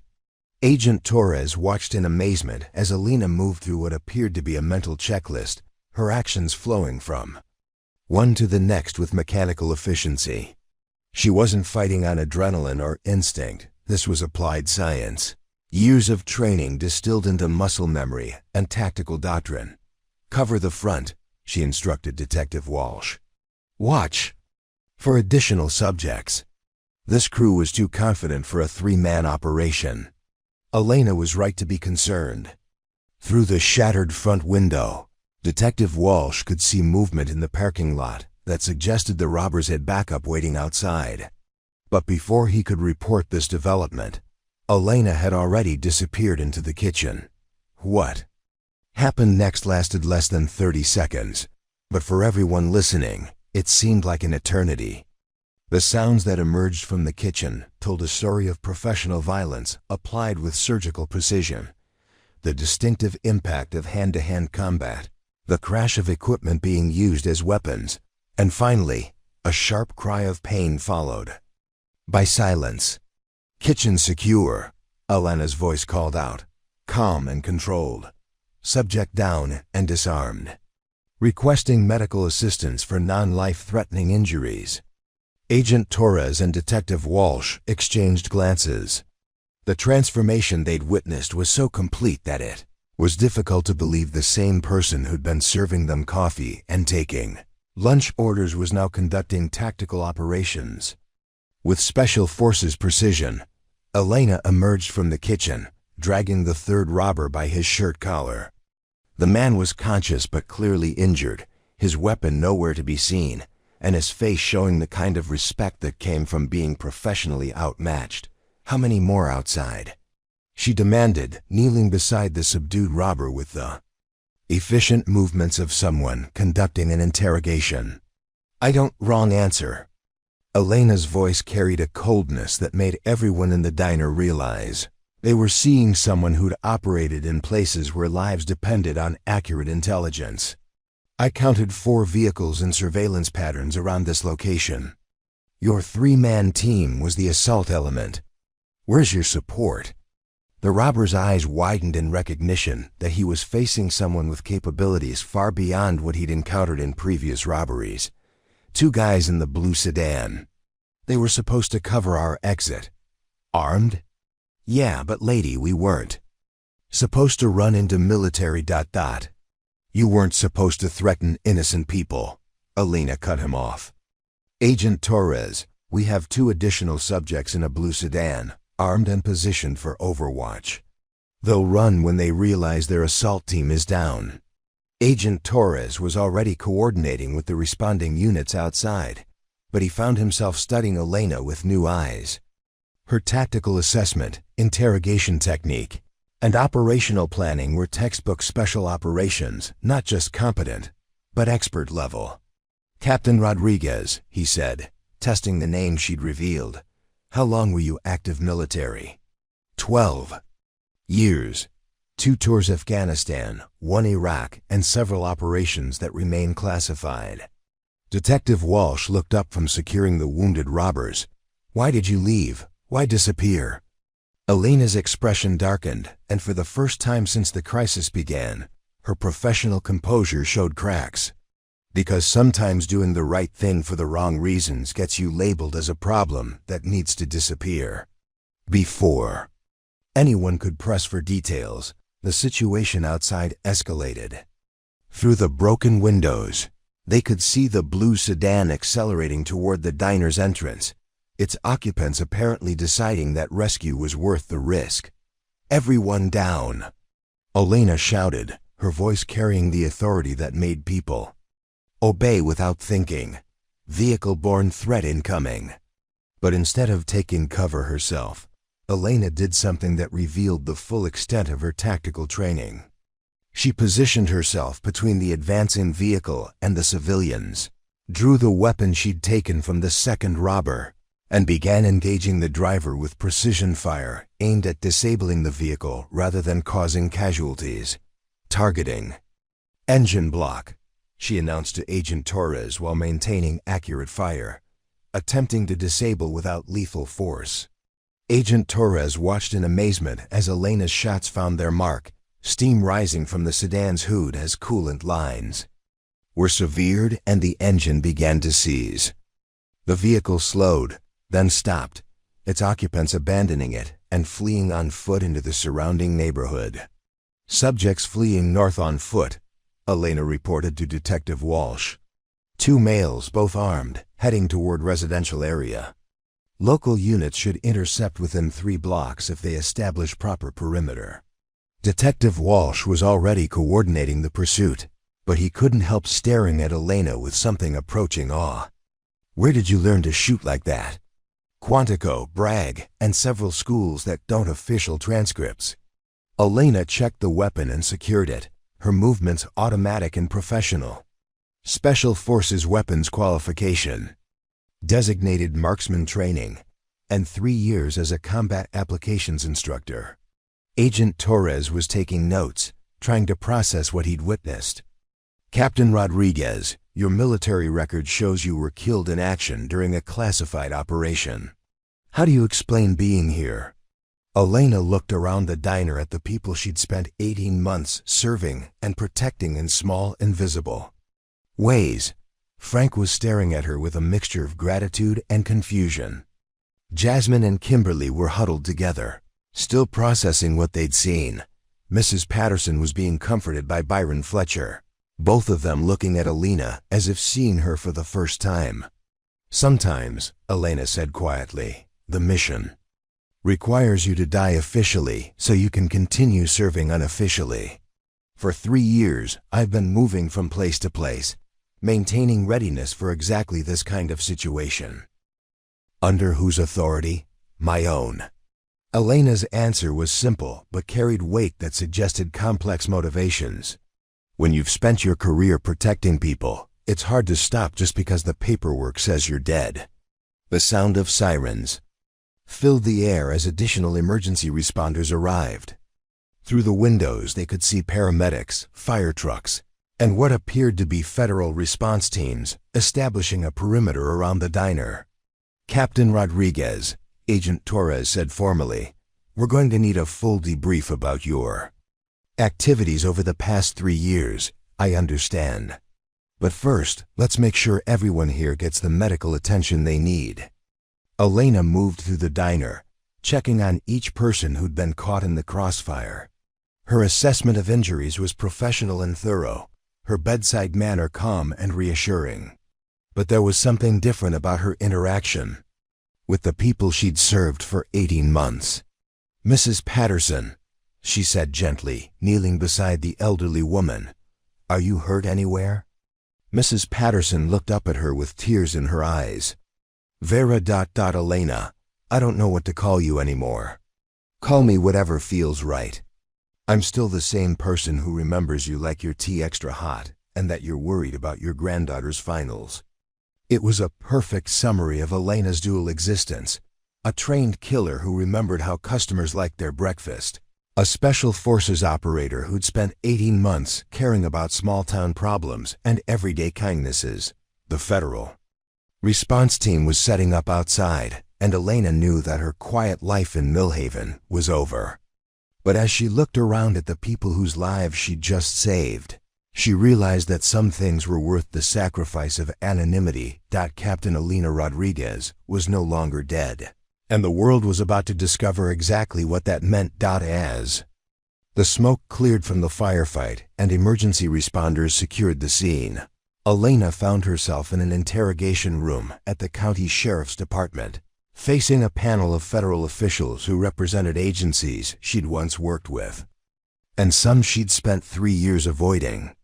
The comfortable anonymity of Vera Castellanos was gone forever, replaced by questions that would determine whether Captain Elena Rodriguez would face prosecution or recognition. Assistant Director Sarah Martinez from the FBI led the interrogation, flanked by Agent Torres and a man Elena immediately recognized despite his civilian clothes, Colonel Marcus Hayes, her former commanding officer from the Combat Applications Group. His presence meant that her disappearance 3 years ago had been more complicated than anyone at the local level understood. Captain Rodriguez, Director Martinez began, consulting a thick file that contained Elena's complete military record. You've been officially dead for 3 years, 4 months, and 16 days. During that time, you've assumed at least 7 false identities and operated in 12 different states.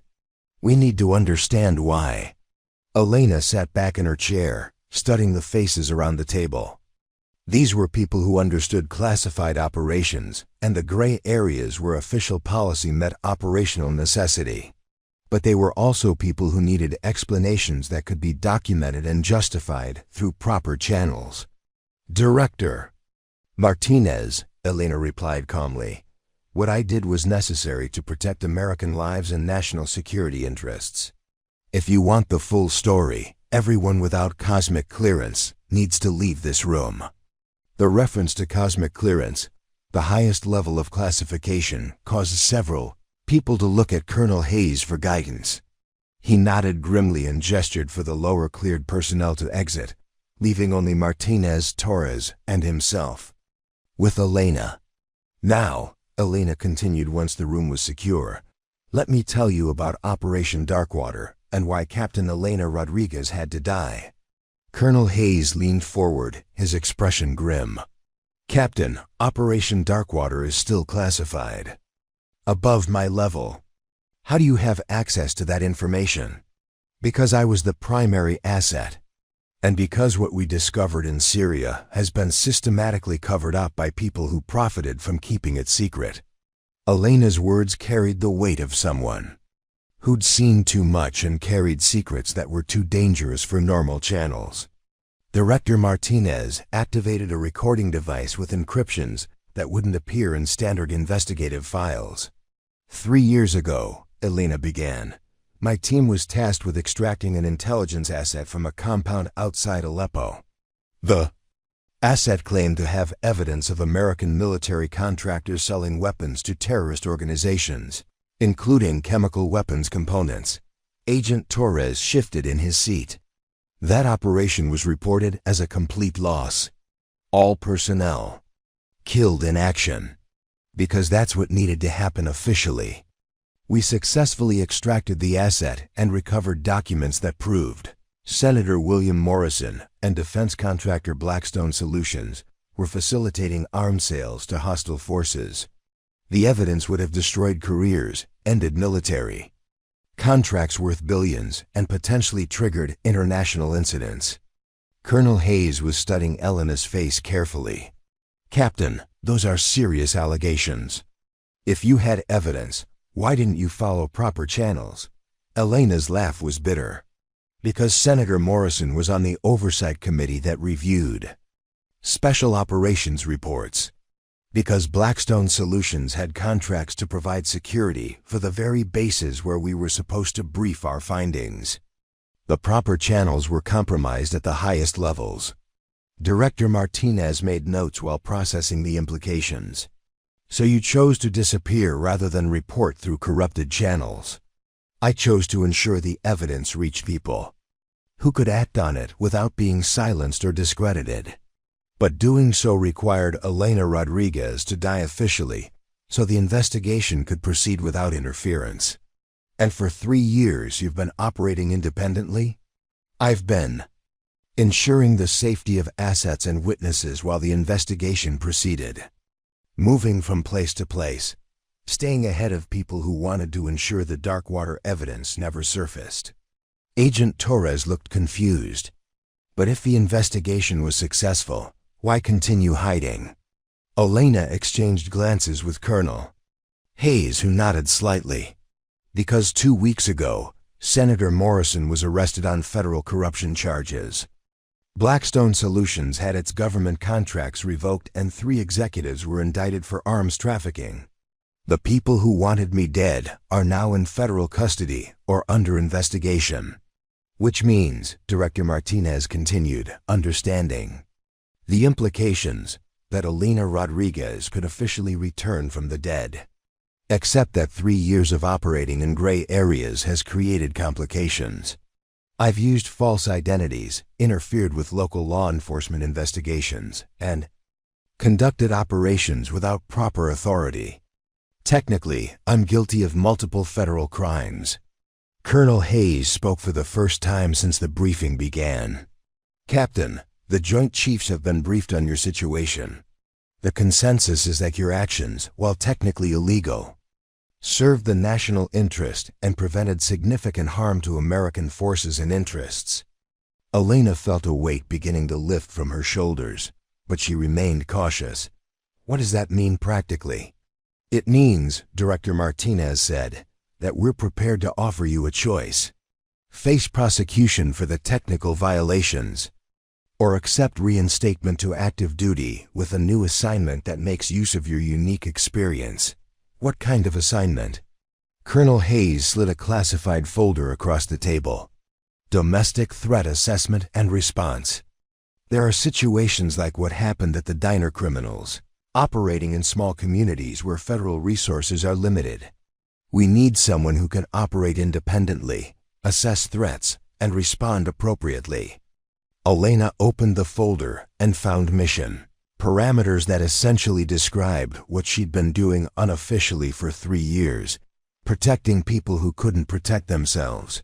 Staying ahead of threats that conventional law enforcement couldn't handle. You're offering to make my unofficial activities official? With proper oversight, legal authority, and backup when needed, Director Martinez confirmed. The Darkwater investigation proved that sometimes the most effective operations happen outside traditional structures. We want to create a framework where that can happen legally. Elena studied the documents, recognizing that this was exactly the kind of work she'd hoped to continue when she'd first disappeared. But there was something else she needed to know. What about the people in Millhaven? They deserve to understand what happened and why I deceived them. Agent Torres smiled. Actually, Captain, we think you'll find the community response is more positive than you expect. We've received 17 phone calls from Millhaven residents asking if you're in trouble and offering to provide character references. Frank Delacrio called the FBI 3 times yesterday, Colonel Hayes added. He wanted to make sure we understood that whatever your real background is, you've been an exemplary employee and community member. Mrs. Patterson called to say that anyone who saves lives like you did shouldn't be punished for having a complicated past. Elena felt an unexpected surge of emotion. For 3 years, she'd moved from place to place, always knowing she'd eventually have to leave before people got too close. Millhaven was the first place that had felt like home, and the people there had accepted her even after seeing who she really was. There's one condition, Director Martinez continued. If you accept reinstatement, Millhaven becomes your base of operations. The cover you built there was perfect for this kind of work, small town. Good community connections, excellent observation post for regional threats. You want me to go back to waitressing? We want you to go back to being part of a community that trusts you. The waitressing is optional, but the relationships you built are valuable intelligence assets. Elena realized that they were offering her something she'd never expected to have again, a home base, a legitimate identity, and work that mattered. But most importantly, they were offering her the chance to return to people who'd come to matter to her. When do I start? Colonel Hayes stood up and extended his hand. Welcome back to active duty, Captain Rodriguez. Your country missed you. As Elena shook his hand, she felt the last of her 3-year burden lift away. Captain Elena Rodriguez was officially alive again, and the people of Millhaven were about to discover that their hero waitress was staying permanently. 3 days after the shootout at Rosewood Diner, Elena returned to Millhaven wearing her dress military uniform for the first time in over 3 years. The sight of Captain Elena Rodriguez in full regalia walking down Main Street drew every eye in town. But the reception she received was far different from what she'd expected during her years of hiding. The diner had been closed for repairs since the incident, but Frank had organized an impromptu community gathering at the town hall to welcome Elena home officially. As she entered the building, she was greeted by a standing ovation from nearly 200 residents who'd come to see their hero receive proper recognition. Ladies and gentlemen, announced Mayor Patricia Lawson, it is my honor to introduce Captain Elena Rodriguez, United States Army Special Forces, and the woman who saved multiple lives in our community.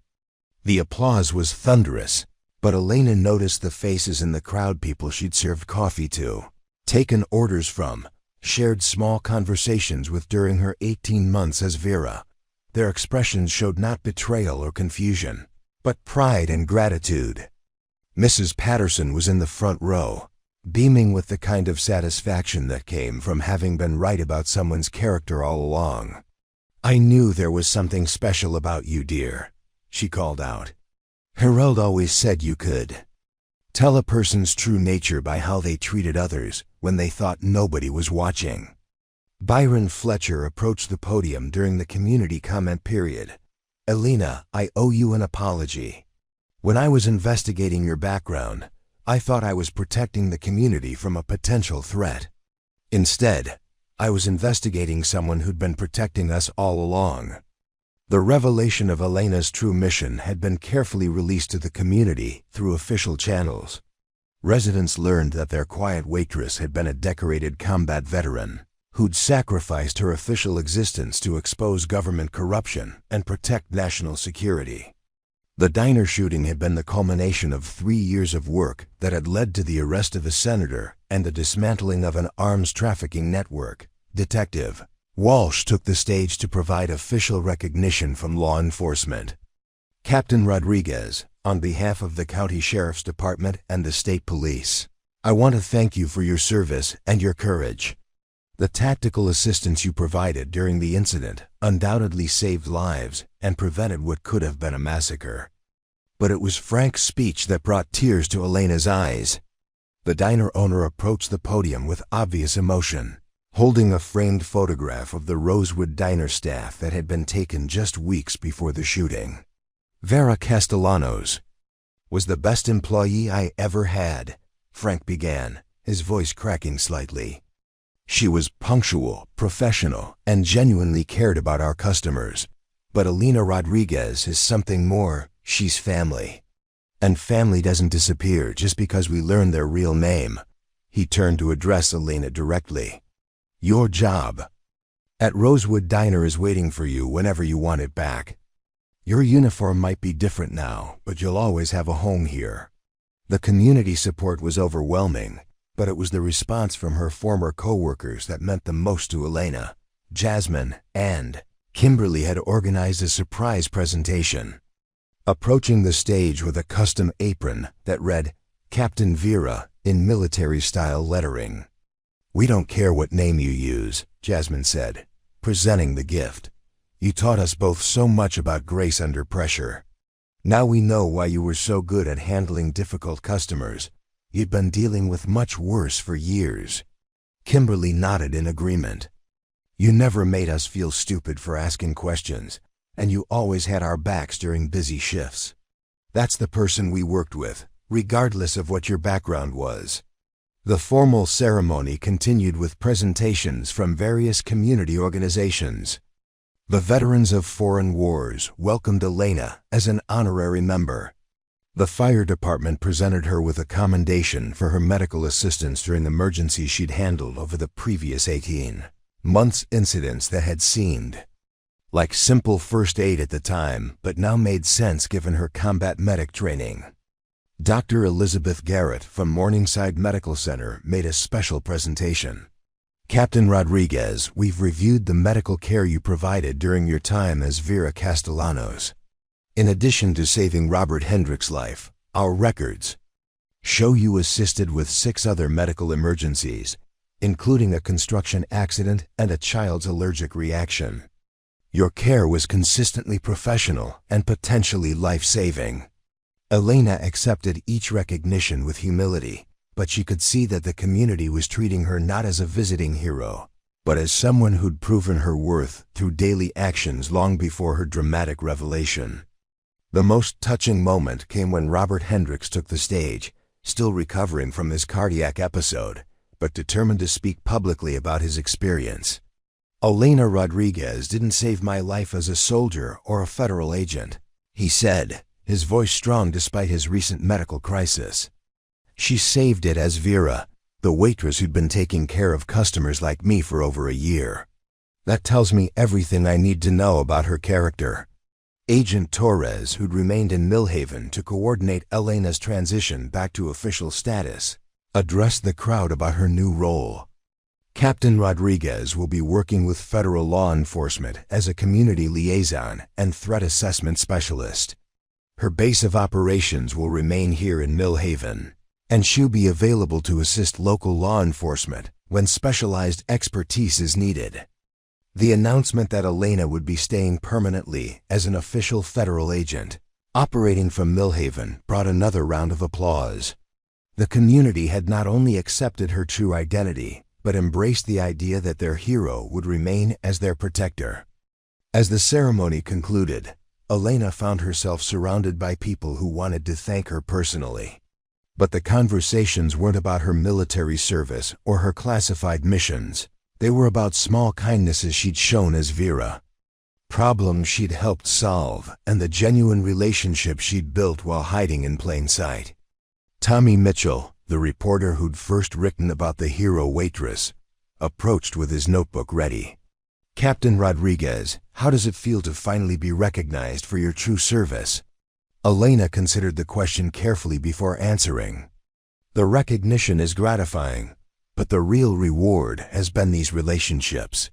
For 3 years, I moved from place to place, never staying long enough to truly connect with people. Millhaven gave me something I'd forgotten was possible, a community that valued me for who I was, not what I could do. And now that your cover is blown, do you miss being anonymous?" "Anonymity was never the goal," Elena replied. "Service was. Now I get to continue serving with the support of people who understand who I really am. That's better than hiding." As the evening wound down, Elena walked back toward her temporary quarters, but she was stopped by Mrs. Patterson, who'd waited until the crowds dispersed to approach her privately. "Elena, dear," Mrs. Patterson said gently, "I hope you know that none of us think of you as a different person. You're still the young woman who remembered how I liked my tea and always asked about my granddaughter. The uniform doesn't change that." It was exactly what Elena needed to hear. For 3 years, she'd lived with the fear that people would reject her if they knew her true background. Instead, Millhaven had embraced both versions of her identity and made it clear that she belonged there, regardless of her past. The crisis that had forced her to reveal her identity had ultimately given her something she'd never expected to have. Again, a home where she could be both Captain Elena Rodriguez and the woman who cared about how people liked their coffee. Tomorrow would bring new challenges and official duties, but tonight, Elena Rodriguez was simply a member of a community that had chosen to love her for exactly who she was. 6 months after the shootout that changed everything, Rosewood Diner reopened with a celebration that drew visitors from 3 counties. The renovated interior featured new windows, updated equipment, and a small plaque near the register that read, "In appreciation of those who serve with courage and compassion." Elena Rodriguez stood behind the counter wearing a modified uniform that blended federal agent credentials with the practical apron that had become her trademark. The combination perfectly symbolized her new role, officially Captain Elena Rodriguez, Federal Community Liaison Agent, but still the person who remembered how customers liked their coffee and genuinely cared about their daily struggles. "Order up," called Danny from the kitchen, his voice carrying the same cheerful energy it had during Elena's time as Vera. "Table 7, 2 eggs over easy, wheat toast, extra hash browns."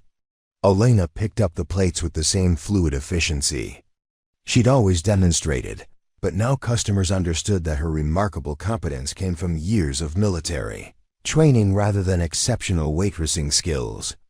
The knowledge had only increased their respect for her commitment to doing any job well. Mrs. Patterson occupied her usual corner booth, working on her daily crossword puzzle while keeping a protective eye on Elena's activities. At 83, she'd appointed herself as unofficial guardian of the community's hero, ensuring that Elena's federal duties didn't prevent her from maintaining the personal connections that had made her so effective. "Elena, dear," Mrs. Patterson called out, "that nice Agent Torres is here again. Should I tell him you're busy with important diner business?" Agent Torres, who'd become a regular visitor to Millhaven as he coordinated Elena's federal assignments, laughed at Mrs. Patterson's protective instincts. "Mrs. Patterson, I promise I'm only here for the coffee and to update Captain Rodriguez on some developments." Elena poured coffee for Agent Torres while scanning the diner with the same tactical awareness she'd always maintained. though now it was officially part of her job rather than a hidden survival skill. Her unique position allowed her to monitor potential threats while maintaining the community connections that made her so effective as an intelligence asset. "What's the update?" she asked quietly, refilling his cup while appearing to engage in casual conversation. "The Blackstone investigation wrapped up yesterday. 3 more executives pled guilty, and Senator Morrison received 15 years in federal prison. The weapons trafficking network you helped expose has been completely dismantled." Elena felt a sense of closure she hadn't experienced in 3 years. The corruption that had forced her to disappear was finally resolved, and the people responsible for endangering American lives were facing justice. More importantly, Agent Torres continued, "Director Martinez wants you to know that your methods have been studied and approved for implementation in other communities. The Millhaven model is being expanded to 12 additional locations where federal agents will be embedded in local communities for long-term threat assessment." The news that her approach was being replicated nationwide gave Elena deep satisfaction. Her 3 years of hiding and sacrifice had contributed to a new way of protecting American communities from threats that traditional law enforcement couldn't effectively address. Byron Fletcher entered the diner for his usual lunch, carrying a newspaper with a headline that made Elena smile: "Local Heroes Methods Adopted by Federal Government."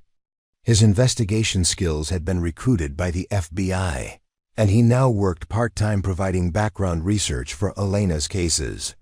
"Elena," Byron said, settling into his regular booth, "I've got an update on that trafficking ring operating through the interstate truck stops. The pattern you identified last month led to arrests in 4 states. Elena's current assignment involved monitoring criminal activity along the major transportation corridors that pass through Millhaven. Her position at the diner gave her access to truck drivers, traveling salespeople, and other transient workers who provided intelligence about criminal activities across a wide geographical area. "Turkey Club, hold the mayo, extra pickles?" Elena asked, already knowing his order. "You know it." "And Elena, I wanted you to know the insurance company has asked me to expand my background investigations. Apparently, learning to research like a federal agent has improved my professional skills considerably." The ripple effects of Elena's presence in Millhaven had strengthened the entire community. Local law enforcement had received federal training, businesses had improved their security protocols, and residents had developed a heightened awareness of potential threats without becoming paranoid or unwelcoming to strangers. Kimberly Walsh approached Elena's station, wearing a new uniform that identified her as assistant manager. Frank had promoted her after she'd demonstrated remarkable composure during the diner crisis, and she'd also begun studying criminal justice at the local community college. "Elena, we've got a situation developing at table 12, Kimberly said quietly. 2 men asking detailed questions about local businesses, payment schedules, and security protocols. Could be legitimate market research, but their questions are awfully specific." Elena glanced toward table 12 without appearing to study the occupants. Her trained eye immediately recognized surveillance behavior, the way they positioned themselves to observe the entire diner, their systematic questioning of other customers, and their obvious discomfort when local law enforcement officers entered for their coffee break. "Good catch, Kim. Call Detective Walsh and ask him to run their license plate. I'll maintain observation while appearing to work." This was exactly the kind of early threat detection that made Elena's embedded position so valuable. Instead of waiting for crimes to occur and then investigating, she could identify potential threats and coordinate with local law enforcement to prevent them entirely.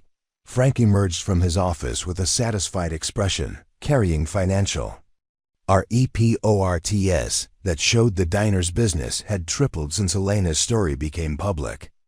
But more importantly, Millhaven had become a destination for federal law enforcement training, bringing economic benefits while strengthening the community's security infrastructure. "Elena," Frank said proudly, "I just got off the phone with the mayor. The town council wants to officially designate you as Millhaven's Community Protection Coordinator. It's mostly ceremonial, but it comes with a key to the city and a reserved parking space." Elena smiled at the gesture, understanding that the community was finding ways to honor her service while ensuring she remained connected to them, the official. Recognition mattered less than the daily interactions that made her effective at her job. As the lunch rush continued, Elena moved through her routine with the same caring efficiency she demonstrated as Vera, but now everyone understood the full scope of her capabilities. She was simultaneously a federal agent, monitoring national security threats, and a community member who remembered that Mrs. Patterson worried about her granddaughter's job search and that Byron Fletcher was proud of his new role with the FBI agent. Torres finished his coffee and prepared to leave, but not before delivering one final message. "Elena, Director Martinez asked me to tell you that your psychological evaluation came back with a perfect score for community integration and operational effectiveness. Officially, you're the model for what modern federal law enforcement should look like." As evening approached and the diner began to empty, Elena found herself reflecting on the journey that had brought her to this moment. 3 years ago, she'd been a soldier forced to disappear to protect national security. 18 months ago, she'd arrived in Millhaven hoping to hide long enough to ensure justice was served. Now she was something entirely new, a federal agent who operated through community connection rather than institutional authority. Someone who protected people by becoming part of their daily lives rather than standing apart from them. The last customer of the day was a trucker passing through on his way to Denver. Someone Elena had never seen before, but who would receive the same careful attention she gave to longtime residents. As she poured his coffee and took his order, she listened for information that might be useful, watched for behavioral patterns that might indicate threats, and provided the kind of genuine hospitality that made people feel safe and welcome. Safe travels, she told the trucker as he prepared to leave. Drive carefully out there.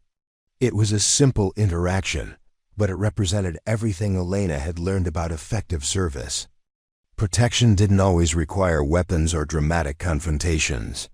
Sometimes it was as simple as paying attention to people, caring about their welfare, and being ready to act when genuine threats emerged. As Elena closed the diner for the night, she looked around at the renovated space that had become both her cover and her calling. Tomorrow would bring new challenges, new threats to assess, and new opportunities to serve her community and her country.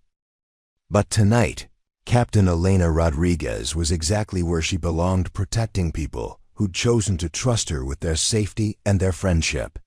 The waitress who'd taken down 3 attackers with military precision had found something even more valuable than recognition for her heroism. She'd found a home where service and sacrifice were appreciated, where being extraordinary meant caring about ordinary people, and where they mission never ended because there were always people worth protecting. The ghost who had hidden in plain sight was now a guardian who served in the light, and Millhaven would never be the same. Up next, you've got 2 more standout stories right on your screen. If this one hit the mark, you won't want to pass these up. Just click and check them out.